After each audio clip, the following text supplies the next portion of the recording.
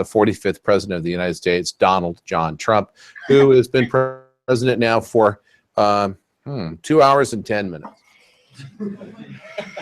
So I'm Mike Moran. I've worked with Mr. Dawson. This is our second year together. Last year we ran some school bills regarding testing vouchers for AP and SAT scores.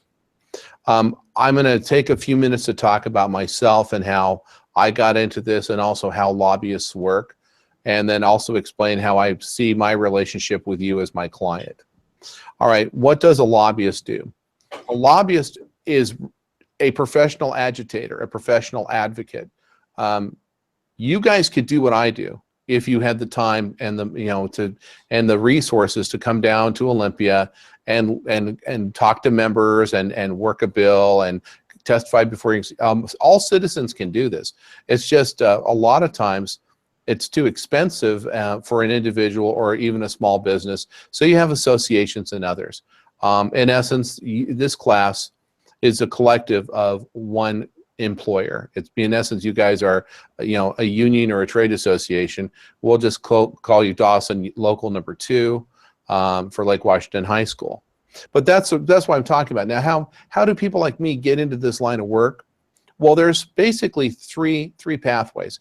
The first pathway are people that worked for the state legislature or who worked in politics, and they naturally have progressed from working for candidates, for staffing for candidates or a governor, and then they step out, and because they have knowledge, experience of the legislature and processes for rules and administrative proceedings, they are naturally have the skill set to do these things for other people.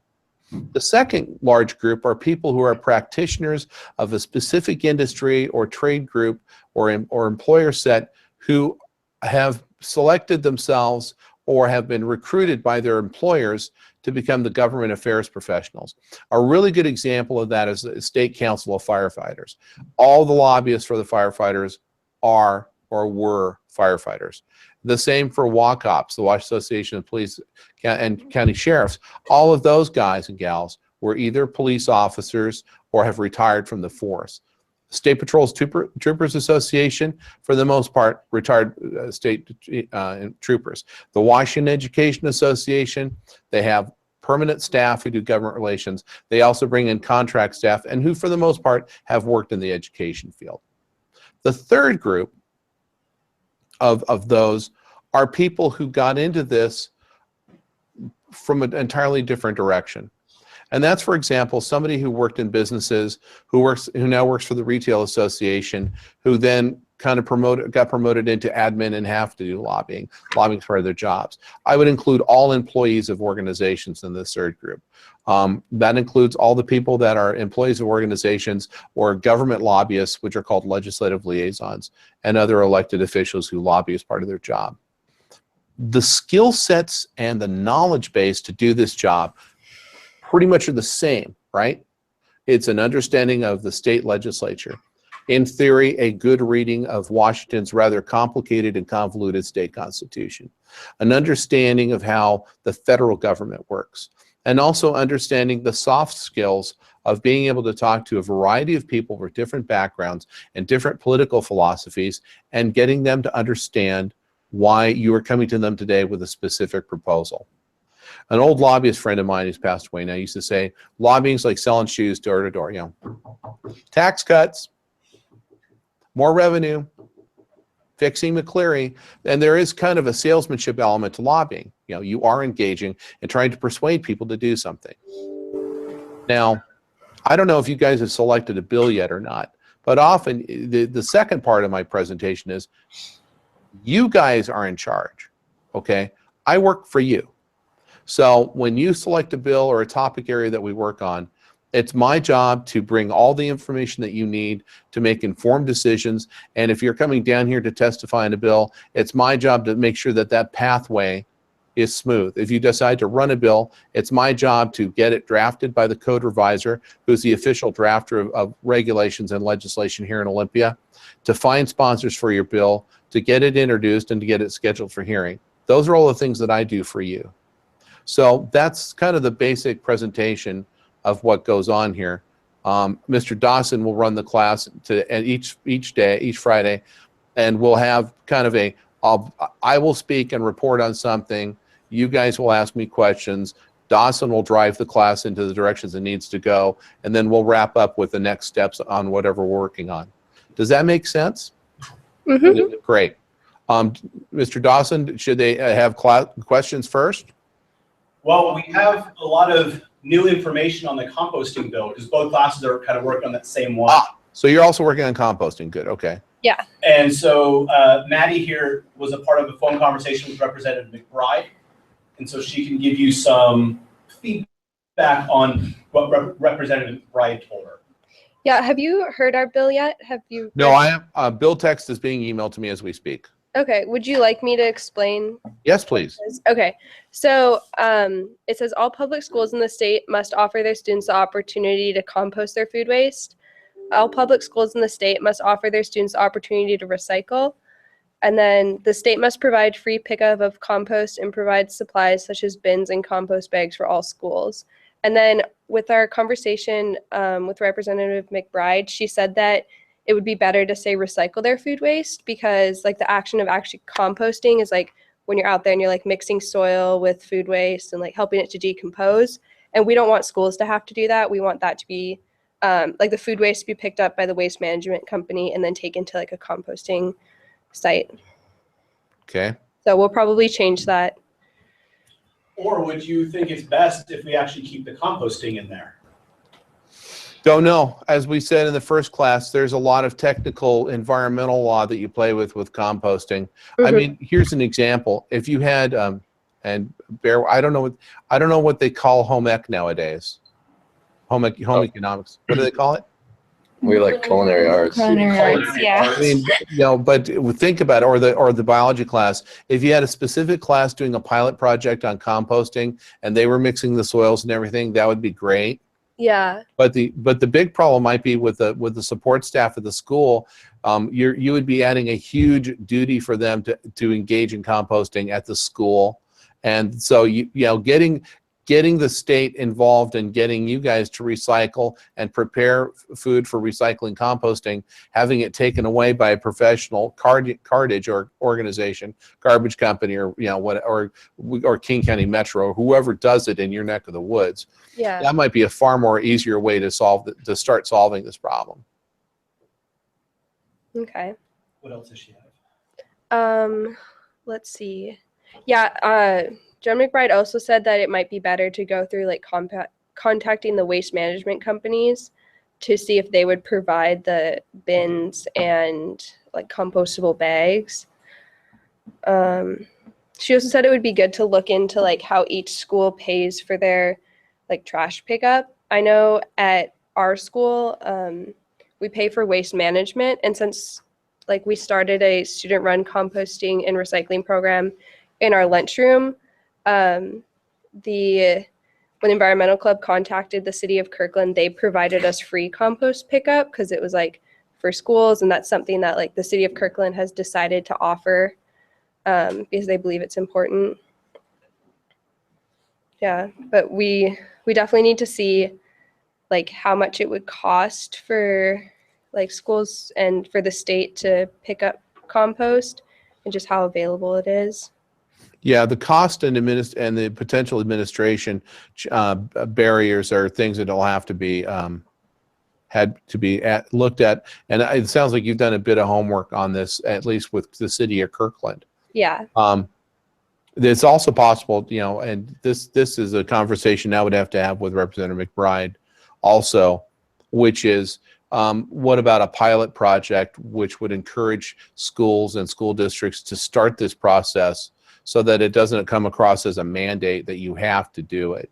The classic, in Olympia, there's a big difference between may and shall. May is option in, shall is an edict, an order. And a lot of times for example, how would Prosser, how would Forks, how would Tahola? You have itty bitty towns, that aren't really they may be recycling, but they're not really advancing on composting, mostly because of population density. Mm-hmm. So figuring out, yeah, how big to small school districts would do this. Also, probably talking to OSPI, the Office of Superintendent of Public Instruction, which is the state superintendent for all Washington's 295 school districts, as well as school directors and administrators. It turns out I'm actually representing the school administrators this session, so I might be able to get fast response from how the bureaucrats of education would respond to this heartless, evil plan to save the planet from you guys. Yeah. Okay, looks like I have some homework for me. What else do we got? We're wondering about contracts and how making this would like come into play with like janitors and like what they like in their contract have to do, and lunch, what are they? Cafeteria workers, and making it so like if it is to be mandated that they have to do it, because we've seen at LW with our environmental club, some of the janitors are very open to it and others Are not. yeah aren't. So Well, and it's going to be an issue. It's going to be an issue of concern. Here's an example. Last year, there was a school lunch bill for breakfast by the bell. Yeah. And a lot of school cafeteria workers were opposed to the legislation because of the fact that many of them are part-time employees, and they want a set time that they're going to work at the school. They don't want to come in at 6 o'clock in the morning and work till 9 and then come back for lunch or come back for after-school feeding programs. I mean, so there's always a bureaucratic administrative reason to not do something. And in my line of work, there's always a reason to say no. Mm-hmm. How focused am I on your end? I'm kind of digitized with their imagery. Yeah. It's okay. You Okay. freeze once and again, but we can hear you Yeah. clearly. Okay. It's fine. Yeah. All righty. Well, it's probably just the amount of bandwidth capacity going on between us right now. Okay. Well, that's I will research all the issues. I when I get the bill text, I can especially shop it around and talk to people and see Okay. who they are. And and I can also start the drafting process on this end, so we can see what a bill would look like. And then also we have Strom Peterson, possibly McBride for sure. We just have to continue working them to see if they'll pick up the bill and help us. Yeah, McBride was really interested in it, and she said like she would support it, but she's already got like too many other bills that she's pushing. Okay. But she definitely gave us some good feedback. She wanted to help. We're Okay. hoping that Representative Strom Peterson. or Pearson. Okay, yeah, he'll help us hopefully. All right. So I guess And there's also some guys out of Spokane, Marcus Riccelli, and Andy Billig in the Senate, who have done breakfast by the bill and other school lunch, school cafeteria programs. That this kind of falls into their bailiwick as well. Okay. All righty. I have people to talk to on this, and I can get back to you fairly quickly with more information. So I guess my question then, since there seems to be this kind of difference between what really the composting versus recycling, is that something where we should pick one, but then if we do get like a hearing on this, kind of like talk to the committee and be like, well, if you want to change it to recycling, or if you want to change it to just a pilot program, give them that option? Or should we focus more on that within our bill as well, like go to more of a pilot program on composting for other school districts to then take part in once they see the benefit or something? Yeah, because I suspect recycling is pretty common in the schools right now. I know it is at Olympia, where my daughter went. So I think you're going to find composting is actually a newer, bigger challenge because it's not being done. Mm-hmm. Whereas, and like there's an elementary school in the Seattle area that made National Public Radio. These are 8th graders, and they found, and they were also like the environmental club at the middle school, and they found the same results, that up to 1/3 of all food waste at the school could be composted. It can be recovered out of the waste stream and composted. I mean, I don't know what you're going to do with all those nasty hamburgers you're throwing away, but maybe they'll grow really big tomatoes. Who knows? Yeah. So would you recommend staying with our original compost idea or switching it to the recycling, or what would you recommend I would, I'm a big believer in going big or going home when it comes. If you're going to do something new, let's do something new. More recycling is one of those things where it's an incremental bill, and I don't know really how much more. I mean, arguably, a recycling bill could get all the way to the governor's desk, but I don't know. All you're doing is rewriting existing law, and then you're always stuck when you do that with what are you really changing and what are you really improving. So that's a discussion to have internally when you're offline from me. Okay. And then, but for now, let's explore both pathways and see where they would take us. Excellent. Perfect. Are you aware of existing laws like mandating recycling in schools? Well, that's very interesting. I know of no state law that requires a school district to require recycling, but I know lots of school boards and jurisdictions that have adapted local ordinances on recycling. So that's kind of the classic. You have to kind of figure out. The Department of Ecology administers recycling and performs oversight on it. Okay. Mm-hmm. But recycling is a function of garbage removal, and garbage removal is a function of the Department of Ecology. But a lot of local jurisdictions, Olympia has recycling. Seattle has food composting as part of its programs. So I suspect a lot of this, frankly, is local government. The difference that you have with the schools, with all schools, that's all 295 school districts, and you have places as disparate as Nispelem and Seattle and Spokane and Dusty and Toppenish. So you have big districts, little districts, and we're not really sure what the cost would be to a small school district that doesn't have a large garbage collector like LeMay or Waste Management, which is a huge corporation that can do a lot of stuff because they have the capacity. Mm-hmm. So that's kind of the research question. I think composting is the next step in the recycling waste management stream issue, and I think it's a valuable public policy goal. I mean, if you got a bunch of 8th graders doing it and making headway, then I think it's time for the state of Washington to take a strong look at it, and maybe your bill will turn into a pilot project.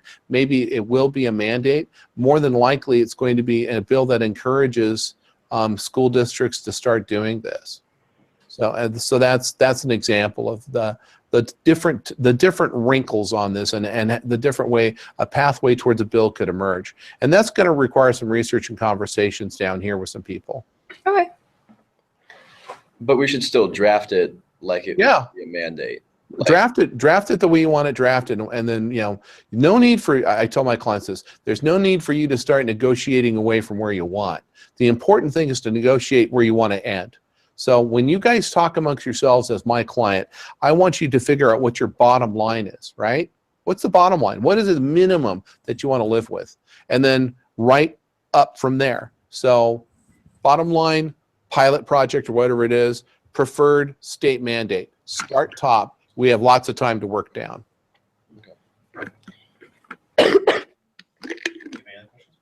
You're at 11:24, sports fans. When are we done? What time are we done? Yeah. In the next couple minutes. Okay. So do you have any? So lightning round of questions. Do you have a question?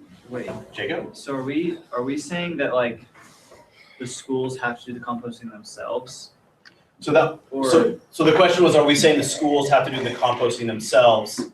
And that's actually what we talked last period of, like, you could, or a company would do it. So should we write that? We should probably write that in the bill. Or that's something that we can, should we write that into the bill? You draft it. You can put language in that says a school district or schools will work within the existing waste management structures to work on composting as an added function of their waste management. So that way you're not reinventing the wheel, and it also will prompt a conversation between the schools, the district administration, and the guys who actually move your trash to figure out how to accomplish this. The city of Kirkland, for example, has been very proactive on this. It'd be curious to see what other jurisdictions would look like doing this. Okay. You should know. I don't know. Do you think it would, so Representative McBride suggested that instead of having schools or the state buy schools compost bags and bins, we should see if the waste management company for whoever picks it up would do that. Do you think that's a good direction to go? Yes, I think it's one of the options that you should have out there. Because to create, in a climate where jurisdictions are increasing composting as an ordinance, like Seattle does, for example, Yeah. it probably makes sense to provide a pathway for like a waste management or the city, whoever's collecting, to provide those items. And then in the future, if they have to be paid for, then the district is getting comfortable with the amount of costs involved. And I guess that's the bell, right? Well, that's for another lunch. We're fine. Okay. So. Next question. I didn't quite hear your response. Can you say it again? Because the bell. Yeah, no, I understand perfectly. So, here's an example. For Lake Washington High School, the city of Kirkland and Waste Management providing the bags and materials to do this, right? No, they're currently coming out of the environmental club ASB budget. How much of money is that? A box of 200 compostable bags I think they're about 50 gallons, is about $200. So this will, and you go through those in a month? No, we use 2 of those big bags at every day, and we do composting 4 days a week because we don't really have a lot of people stay for lunch on Wednesday.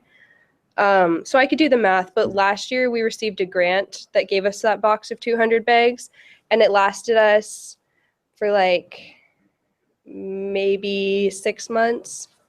Okay, you should do that. You should sit down and figure out what happened last year, estimate the cost, and then this year, and figure out the annual cost for your school if you had to pay out of pocket. Okay. All righty? And Yeah. that's a big piece of information for legislators to understand what it would cost to do this statewide, and also for waste management to figure out how much can they donate comfortably and not complain about the costs. That's a really good idea. Okay. All righty. Darn it. All right. No more questions? Do we have any more questions for him, or we have our? Do we have our tasks in front of us? I think we're good. Yeah. Awesome. All right. So I think we have our homework now that we know we need to get working on and get done. Would you still recommend us sending this off to Senator Strom Peterson as well, or? Yes, go ahead and tell them that I will be following up. Okay, and let them know that. Okay, we can do that as well. All righty. I've got your bills here from Mr. Dawson. So I will look at the composting and go from there. Okay. Oh, you've already been to the code revisor on this one, huh? So, Representative McBride asked that same thing. No, the student who, when we drafted that, just took the bills from last year. Oh, cut and pasted in. And Okay. just cut and pasted and just rechanged, so we made it look like an official one. Is that a bad thing to do? Get that code revisor stuff off there. We don't need to get in trouble. Okay, Oh, take that off of there. that's We true. can do that. Okay, All righty. so we'll take that off. All right. So we weren't quite sure about that one. No, it's fine. Thank you, guys. Okay, thank you so much for your time. Thank All righty. See you in a couple you. weeks. Have a great weekend, everybody. Bye. You too. Bye-bye.